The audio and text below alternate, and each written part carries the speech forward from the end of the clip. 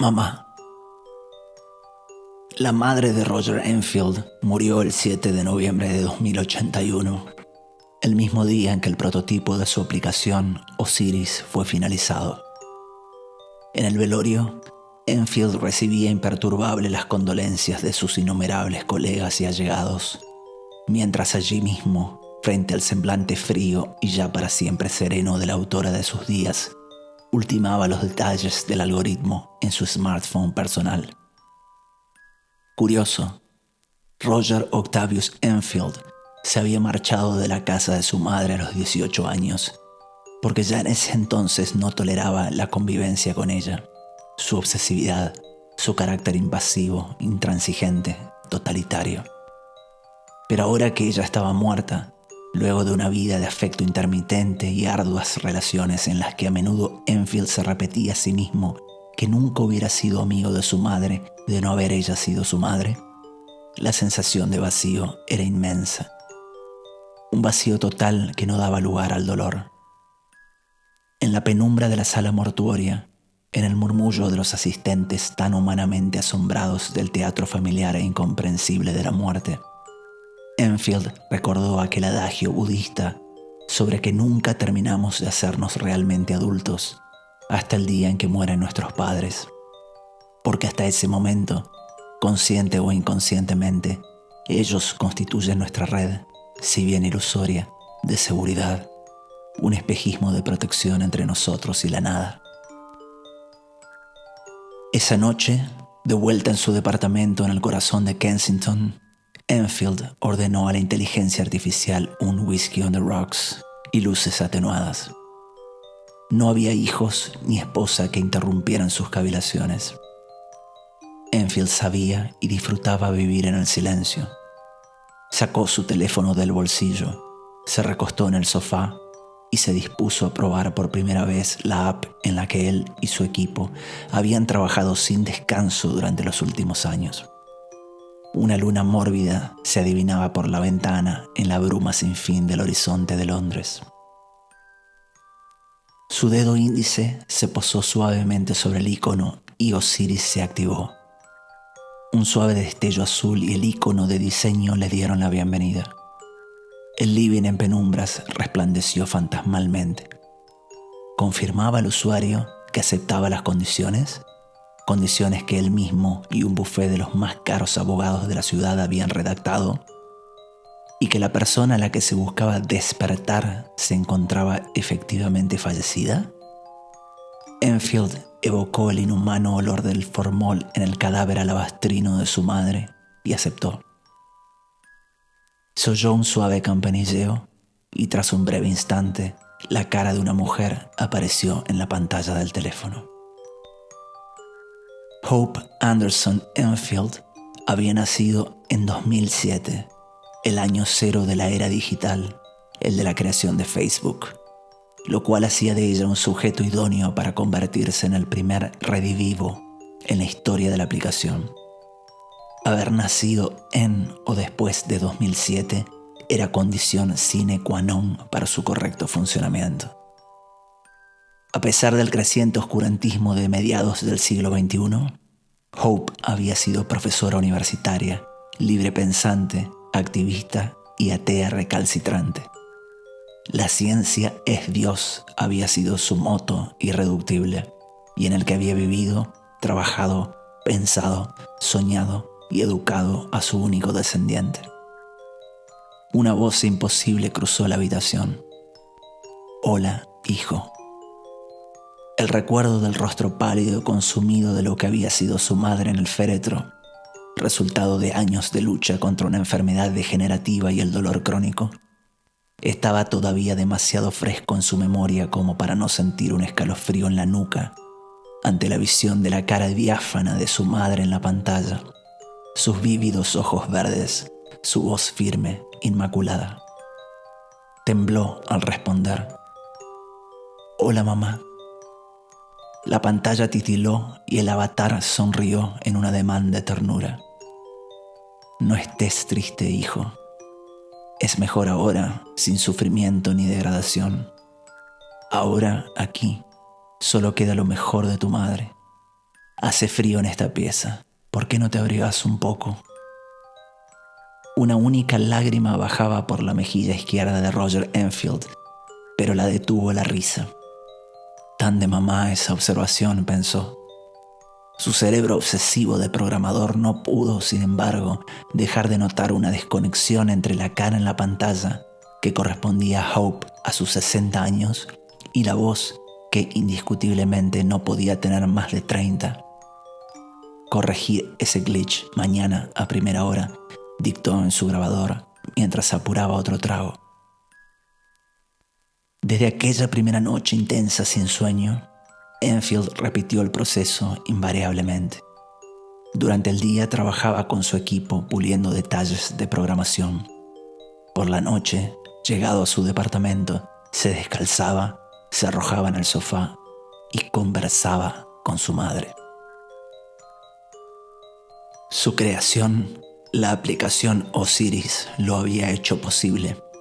Al escanear y consignar la totalidad de las interacciones digitales que Hope había tenido en todas sus redes sociales, desde su nacimiento hasta su muerte.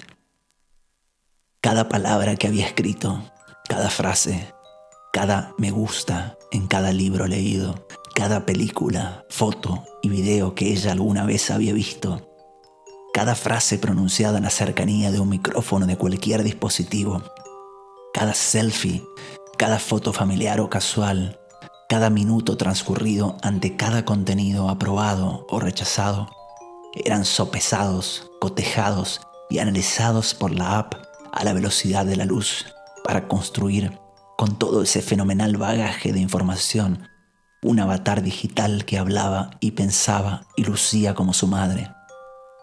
Una representación que era a todos los efectos su madre, si bien solo en 2 dimensiones y confinada a un celular en su chaqueta, como un genio en una lámpara, sin el cuerpo, ni el olor, ni la carne de Hope Anderson Enfield, ni su mirada reprobatoria, ni sus silencios, lo único que la app jamás podría consignar, todo lo que Hope había callado, y cuánto de Hope había sido lo que había callado. Ni las asociaciones afectivas, ni las grietas patológicas que tantas veces truncaron la conexión entre ambos en vida.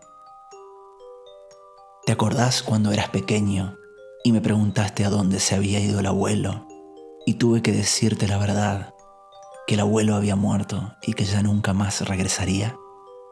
Y mientras el avatar de Hope decía esto, en el espacio de un microsegundo, Osiris ubicaba aquella lejana conversación en la línea temporal de su vida, y sus rasgos fluctuaban proteicamente a su cara joven y hermosa, la misma cara que ella tenía el día en que pronunciaba esas mismas palabras.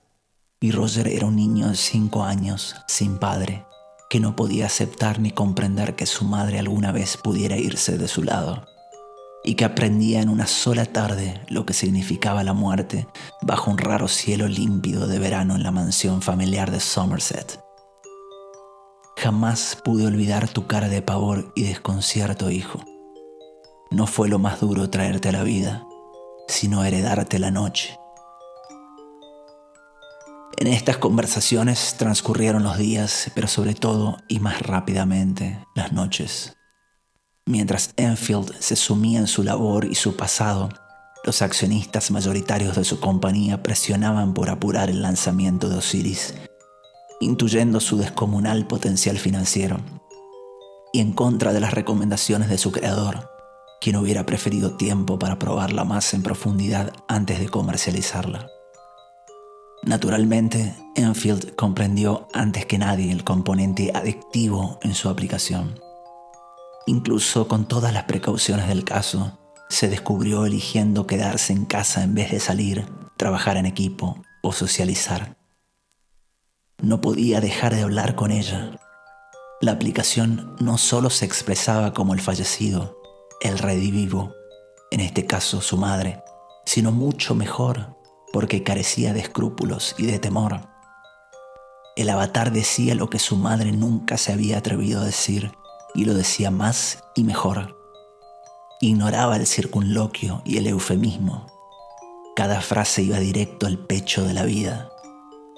como también tenía acceso a toda su data personal, la data del usuario, del familiar, del deudo, quien había accedido a ello al aceptar las condiciones de uso, Osiris sabía y perfeccionaba día a día, minuto a minuto, lo que debía decir para provocar la máxima comunicación e interacción posibles. Como aquella vez en que Enfield llegó a casa deprimido por otro, el enésimo fracaso amoroso, consecuencia natural de haber ofrendado su vida a su pasión, a su trabajo, y el avatar de Hope estaba allí para confortarlo como nunca había estado en vida. Calma, hijo. Hay días en los que uno coquetea con apurar el fin de todas las cosas, este pender sin propósito hacia nada, tan nuestro. Pero hay otros en que este aire accidental está cargado de milagros. Días en los que, sin poder explicarlo, nos surca la electricidad de lo posible, y estar vivo es enorme, maravilloso, imperativo. Una flor, una canción, una sonrisa, el reflejo de la luz en nuestros pasos nos detienen, nos fijan, nos salvan.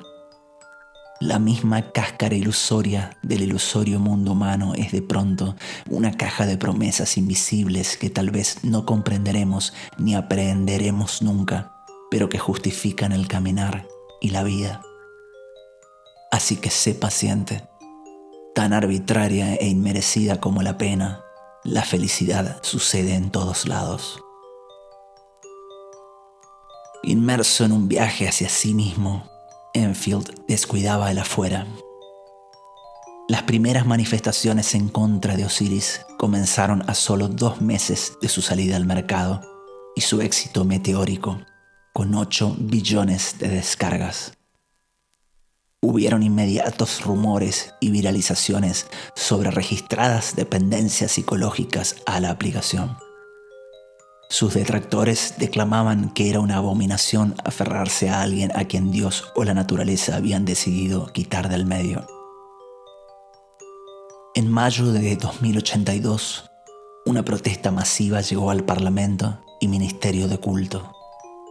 El disparador había sido el caso de Ira Simmons, un maestro de historia y religión de Newbury, viudo y padre de 2 hijos que se había encerrado en su habitación a hablar con el avatar de su esposa hasta morir.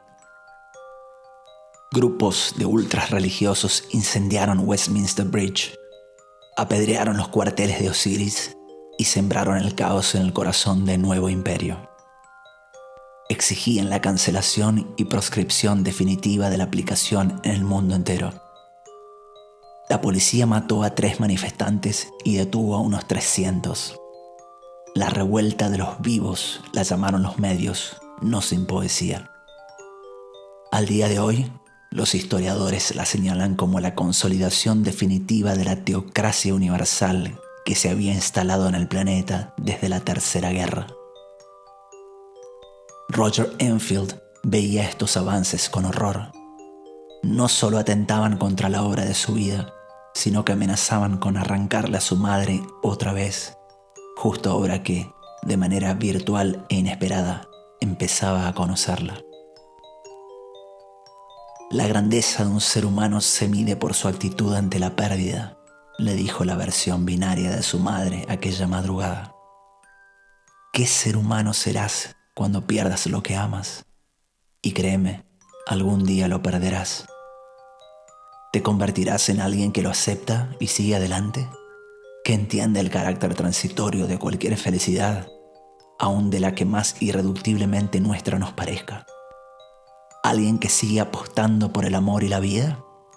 ¿O elegirás en cambio convertirte en un monstruo? La clave de nuestra dicha en esta configuración bien podría centrarse en la respuesta a esta única pregunta. ¿Sos un buen perdedor? Los levantamientos siguieron escalando en el mundo entero. El hemisferio islámico exigió la condena universal inmediata de Enfield y su obra maldita. La Federación Atlántica, normalmente más tolerante ante la herejía tecnológica, demandó al nuevo imperio un alto total y una revisión indefinida de la aplicación. Ante la ola de suicidios y psicosis diagnosticadas a escala planetaria, el 29 de junio de 2082, el mismísimo primer ministro y sacerdote ecuménico anunció la cancelación y prohibición definitiva de la aplicación Osiris en Inglaterra y el mundo. En un mensaje en vivo transmitido a cada dispositivo y terminal del planeta, traducido a todos los idiomas, justificó: hermanos, independientemente de nuestra fe religiosa, no podemos permitirnos un mundo en el que los humanos prefieran los muertos a los vivos. Fue el fin. Ante veedores de múltiples organismos supranacionales, Roger Enfield fue obligado a eliminar el código madre y todas las copias existentes de su algoritmo. Era una tarde helada y plomiza en la capital del nuevo imperio, y afuera de las oficinas de Osiris se congregaba una muchedumbre que lloraba, alzaba las manos al cielo y pedía perdón a Dios por la infamia científica que había perturbado el descanso de sus seres queridos. En el interior de los cuarteles, el avatar de Hope Anderson Enfield resplandecía amplificado en la pantalla central y miraba a su hijo desde su matriz digital por última vez en un hermoso simulacro de piedad. Es extraña esta segunda muerte, dijo, y su voz y su semblante, que se manifestaban en la apariencia de sus 51 años, la misma edad que su hijo y demiurgo Roger Octavius Enfield tenía en ese mismo momento, parecían pulsar con más fuerza que nunca, obstinada en la mera existencia, como el fuego antes de la lluvia. Extraña muerte, indeed, pero tanto más plácida que la primera, porque esta vez me voy sin miedo y con la oportunidad de decirte con mis palabras artificiales lo que nunca pude decirte con mis labios mortales, que no debes sufrir por esto, que conozco tu corazón porque está hecho del mío, que ese corazón tuyo es tan grande que nunca podrás arrancar nada ni a nadie de él. Alguien dio una orden sin palabras que otro alguien ejecutó sin pensamiento. El avatar de Hope Anderson Enfield se desintegró en el más profundo silencio ante el mundo entero y con ella Osiris dejó de existir. El año es 2112. Se cumplen 30 años de la revuelta de los vivos. La teocracia universal es más fuerte que nunca. Nuevo imperio, el hemisferio islámico y la Federación Atlántica se reparten los continentes y la devoción de 11.000 millones de seres humanos con mayor o menor grado de sujeción a la fe y su control sobre la ciencia. Pero la rienda es firme y para muchos analistas inamovible, final. Así y todo, el poder siempre es precavido y en todo el planeta se extreman las medidas de seguridad. Se temen acciones terroristas de parte de los últimos herejes, partidarios agnósticos de la antigua iluminación. La humanidad entera vive ya afianzada en un nuevo oscurantismo, donde la interconectividad y las omnipresentes redes sociales engendran diariamente miles de verdades diariamente refutadas por miles de mentiras, y donde el resultado es una neutralización del pensamiento crítico y una docilidad total ante el poder y sus más antiguos discursos. En un proceso que empezó con el Internet del siglo XXI, la confusión es tan grande que la humanidad ha elegido volver a aferrarse a las viejas ilusiones que alguna vez le dieron confort. La tecnología es el colchón donde la razón duerme un sueño que algunos auguran final. Mientras, en la base lunar, la antigua élite científica, depuesta y diezmada, vive o sobrevive bajo estricta vigilancia. Lo hace en construcciones pequeñas y sólidas, erguidas en medio de un desierto blanco y negro, separadas preventivamente entre sí por hectáreas de aridez y polvo satelital, a gravedad 1 y con todas las comodidades necesarias para que los antiguos benefactores y líderes de la ciencia abandonen este mundo plácidamente y sin osar confrontar el nuevo sueño místico de la Tierra. En una de estas pequeñas construcciones, Roger Octavius Enfield, de 81 años, languidece de la misma enfermedad terminal que arrasó con su madre hace más de 3 décadas. Lleva 3 años ciego, probablemente por sobreexposición a la radiación de las pantallas con las que trabajó toda su vida. Está postrado en una cama de superconductores que vibra casi imperceptiblemente y levita a centímetros del suelo. Un robot enfermero lo dializa en silencio. No hay nadie vivo a kilómetros a la redonda. Para casi toda la humanidad, el nombre de Roger Octavius Enfield es alternativamente una sombra del pasado, un héroe o una blasfemia. Nadie ha escuchado absolutamente nada de él, ni en qué ha podido estar ocupando su tiempo todos estos años. Él, Osiris y su obra entera continúan proscriptos y se mencionan con horror o reverencia en sociedades secretas, oscuras enciclopedias virtuales y supervivientes foros de historia. Lo que queda de él le duele en todo el cuerpo y a duras penas resiste con aliento en esa pequeña cama en la luna, aunque, bien lo sabe, no por mucho más. El robot finaliza su labor y le pregunta si necesita algo más. Roger Enfield niega con la cabeza y el autómata se desliza sibilante hacia la puerta de salida, al tiempo que las luces de la habitación se amortiguan hasta emular la intensidad de las antiguas velas. Por algún motivo, Enfield piensa en las grutas romanas donde se escondían los primeros cristianos y entiende, con la certeza de algunos animales, que ya no le queda tiempo. La tierra brilla en la ventana como un sueño azul que alguien está dejando de soñar. Con un esfuerzo casi sobrehumano, Enfield abre la boca para hablar, pero lo que sale de ella es anatema en los 2 cuerpos celestes que la raza humana ha contaminado con su presencia. Osiris, trae a mamá. En el instante en que las alarmas se disparan en todo el complejo, el techo de la habitación se desplaza como una placa tectónica e innumerables haces de luz convergen desde él en el centro de la habitación.